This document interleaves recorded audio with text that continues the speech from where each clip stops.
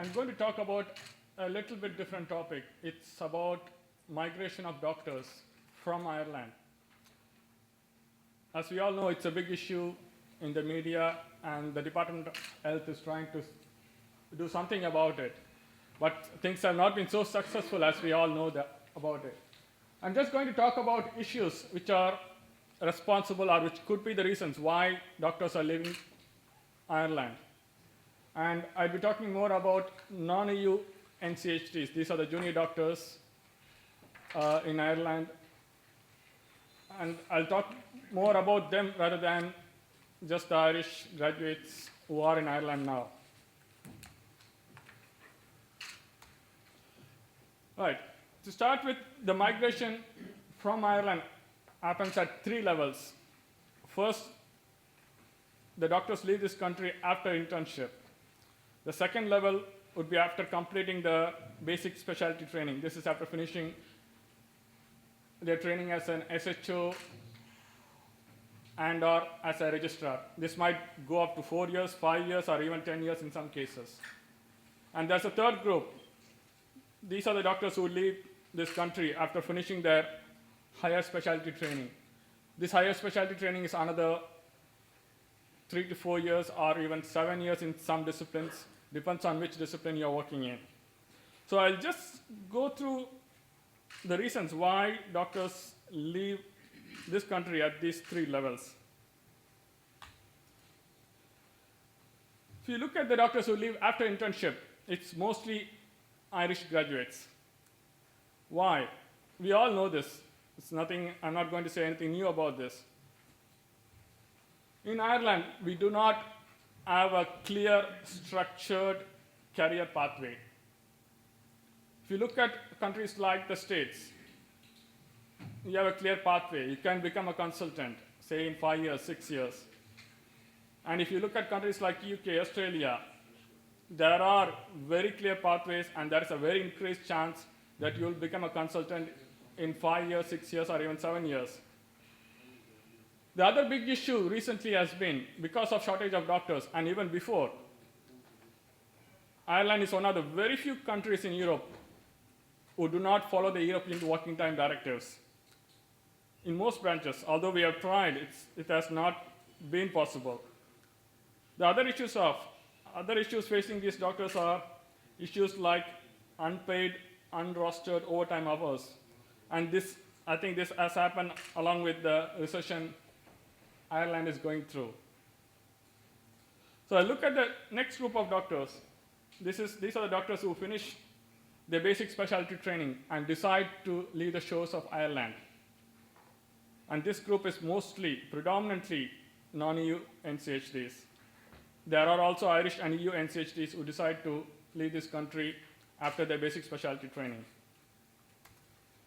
I'm just going to tell you about a case scenario which might be very familiar to many of us. It could be one of our colleagues, or it could be even us. This is a 38-year-old, say Dr. B. He's a non-EU registrar in general medicine. He's working in a non-training post. He has completed his MRCPI and MRCP UK nearly 3 years ago. He has not been able to get higher specialty training. As we all know, there are very limited posts. And he easily works up to 96 hours per week, including overtime. We all know when we work 96 hours per week, we are totally gone. He's physically and mentally stressed. Out of his gross salary, we all know, when we look at our pay slip, 55 to 60% is gone in taxes and levies. And he got a house in the Celtic Tiger era, and he is paying nearly a mortgage of 1,500 euros per month. And his house is in a negative equity of 150,000 euros. Actually, he even went to the bank to see if he can hand over the keys. They said, we'll sell the house and you have to pay the balance wherever you go, whichever country you go. So he thought there's no point in leaving this country and giving the keys. And he has 2 children, 12 years and 10 years old. As we all know, we never compromise on providing care for our children, whatever our circumstances are. So he has never compromised on that. His spouse has completed master's degree from his country of origin. As we all know, the spouses would be on dependent visa, which is a stamp 3 visa, and you're not allowed to work on this visa. and this spouse cannot find work or because as he or she has to go through the labor market test, which means if you are on stamp 3 visa, you have to go through a labor market test, which effectively means you'll be offered a job only if the employer cannot find a EU person to fill this post, which is practically impossible, in the current climate. As a result, the spouse stays at home, demoralized. Although she has done degrees, she's quite qualified, but she's not a nurse or a doctor because, as we know, a nurse or a doctor can't get a job in current circumstances because there is shortage of those professionals. And the spouse cannot afford to do studies either in Ireland because she has to pay a non-EU fees, which is quite exorbitant. We all know that. And this finally puts a strain on the relationship, and this doctor financially also struggles. We say we serve the people, yes, we serve, but the banks need our money. We need to feed our family and our children. Let's not forget that. So what happens? He gets offer of job from Australia, where there is better prospects of career progression. The spouse can work or can even study at less cost. Less taxes, less levies, far better working conditions, as we all know. What will this NCHT do? We know the answer. Leave the country. That's what is happening, unfortunately. So this is the scenario about non-EU NCHTs in Ireland. So what are the main issues, apart from long working hours, taxes, everything? It is not uncommon at all to find a registrar, mainly in a non-training post, even 10 years, 15 years. If you go to a county hospital, you'll see this very often. And this is according to the statistics from Natural Intercultural Health Strategy, published in 2007. 57% of the doctors in Ireland are SHOs. 76% are registrars. This includes training and non-training posts. But if you look at that, it's very interesting. It goes down steeply down to 20% when they go to the higher specialty training. There's something wrong happening there, as we all know. And this is not the same across every level. If you look at the GP trainees, this is from the Irish College of General Practitioners. In 2009, the Irish College of General Practitioners received around 44 applicants from non-EU doctors. Only 2 non-EU doctors were selected, compared to 116 Irish graduates. So it's not the same across all branches of medicine in Ireland. So, as you see, there is a big lack of career progression for non-EU NCHTs when they try to go to higher specialty training. Something is wrong there. We need to find out. And the next other issues are, as I said before, it's quite unfavorable for NCHT, particularly from a non-EU country with the visas. As we all know, a couple of years ago, we were treated very badly, actually. We were told that we had to go to the Gala station and get an extension of visa for every 6 months. And that includes not the doctor, their family, the children, and I know many instances where those doctors were treated very badly, particularly in this town. I can say it openly. The guards treated them badly, and they said, we will give you only 6 months. You have to come back after 6 months, although this doctor might have had a contract for 1 year or 2 years. We even represented this to the Department of Justice.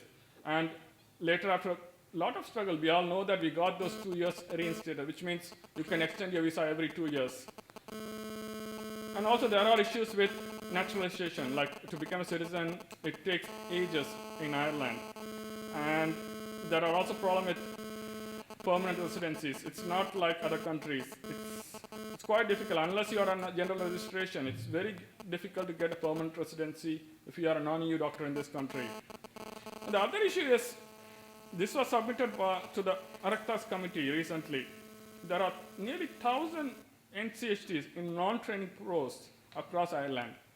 And we all know it's mostly non-EU NCHTs. And they don't have any career progression at all.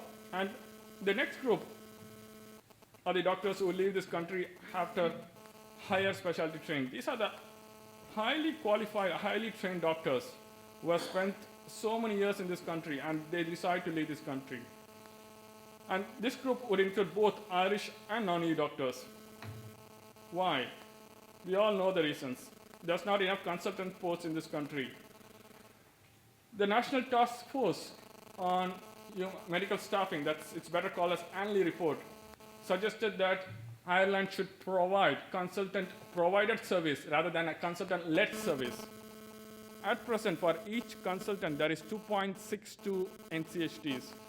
The Hanley report suggested that for each consultant, there should be 0.62 NCHTs. That has never happened, although this report came out in 2003. And interestingly, the report by FAS on the future expert skill needs, which was published in 2009, stated that those who finish higher specialty training, less than 40% would be able to get consultant posts. So what happens to 60%? Where will they go? They go to Australia, they go to Canada, they go to UK, where they're more than happy to accept the wonderful Irish training, and they go directly as consultants. The government tried to do things to see if they could avoid doctors living at this grade. They tried to create the associate specialist grade, which we all know is defunct now. It's, as far as I know, it's not going through. And we all know that I think they just changed the name to consultant level 1 post, which is still in discussion with the Forum of Postgraduate Training Bodies. And it's nothing different with the associate specialist grade. These doctors have very significantly reduced responsibilities. And it's quite doubtful if this is going to retain or even attract NCHDs at this level of training, unless that's going to be a clear policy. So just to conclude,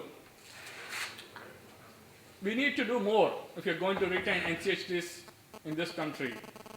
Just ad hoc measures like just flying to India and Pakistan and trying to recruit doctors on supervised division within a few days, it's not going to be the ideal long-term solution.